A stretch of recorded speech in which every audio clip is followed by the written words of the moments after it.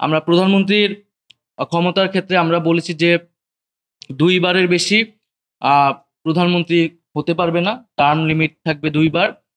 সর্বোচ্চ রাষ্ট্রপতি এবং প্রধানমন্ত্রী উভয়ের ক্ষেত্রেই যিনি একবার প্রধানমন্ত্রী হয়েছেন তিনি রাষ্ট্রপতি হতে পারবেন না পরবর্তীতে। আমরা প্রধানমন্ত্রী শাসিত সরকার নয়, বরং মন্ত্রী পরিষদ শাসিত যে সরকার সেটার প্রস্তাবনা দিয়েছি। এবং এছাড়া যেই এনসিসির ধারণা দেওয়া হয়েছিল ঐক্যমত্য কমিশনের পক্ষ থেকে, যে সাংবিধানিক কাউন্সিল, জাতীয় সাংবিধানিক কাউন্সিল, আমরা সেই জাতীয় সাংবিধানিক কাউন্সিলের ফরমেশন নিয়ে আলোচনা করা হয়েছে। সেখানে কিছু মতামত এসেছে। সাংবিধানিক কাউন্সিল হচ্ছে সাংবিধানিক যে গুরুত্বপূর্ণ পদ, সেই পদ নিয়োগগুলো দিবেন। এবং আইনসভার ক্ষেত্রে আমরা দ্বিকক্ষ বিশিষ্ট আইনসভাকে সমর্থন করেছি এবং উচ্চকক্ষ হতে হবে ভোটের আনুপাতিক, আসনের আনুপাতিক নয়। এবং নির্বাচনের আগেই উচ্চকক্ষের প্রার্থীর ঘোষণা দিতে হবে রাজনৈতিক দলগুলোকে। আমরা 100 আসনে নারী প্রার্থী প্রত্যক্ষ ভোটে প্রতিযোগিতা করে সংসদে যাবে, এই প্রস্তাবকে নীতিগতভাবে সমর্থন করেছি। কিন্তু এটার পদ্ধতি কি হবে সেটার কয়েকটা প্রস্তাবনা এসেছে, সেটা এখনো আমরা চূড়ান্ত হয়নি, চলমান আছে সে আলোচনা। রাষ্ট্রপতি নির্বাচনের ক্ষেত্রে ইলেকটোরাল কলেজের মাধ্যমে রাষ্ট্রপতি নির্বাচন, সেটার একটা ধারণা দেওয়া হয়েছে। নিম্নকক্ষ, উচ্চকক্ষ, জেলা সমন্বয় কাউন্সিল, স্থানীয় জনপ্রতিনিধি, এদের মাধ্যমে একটা ইলেকটোরাল কলেজ করে সেখান থেকে রাষ্ট্রপতি নির্বাচন। সংবিধান সংশোধনের ক্ষেত্রে গণভোট করা লাগবে।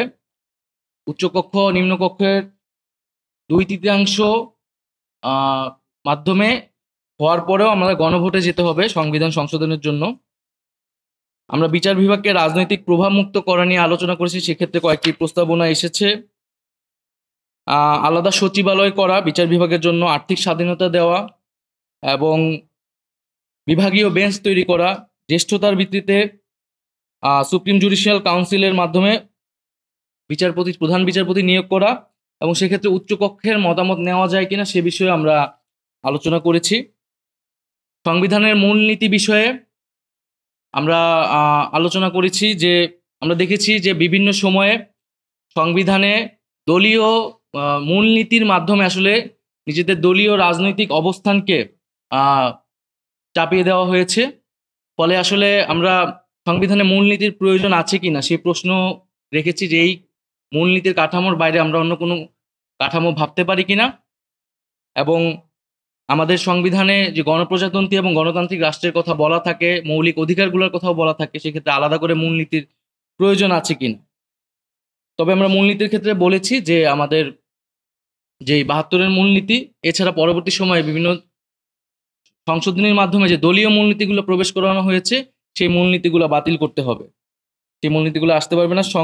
সংবিধানে প্রত্যেক জাতিসত্তার স্বীকৃতি এবং প্রত্যেক জাতি, ধর্মীয় জনগোষ্ঠী এবং এছাড়া বিভিন্ন নৃতাত্ত্বিক জনগোষ্ঠীর যেই স্বীকৃতি এবং অন্তর্ভুক্তি, সেটার নিশ্চিত করতে হবে সংবিধানে।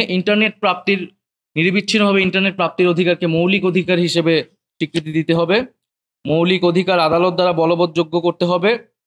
তবে এক্ষেত্রে অর্থনৈতিক অধিকারগুলো ধারাবাহিকভাবে নিশ্চিত করা হবে।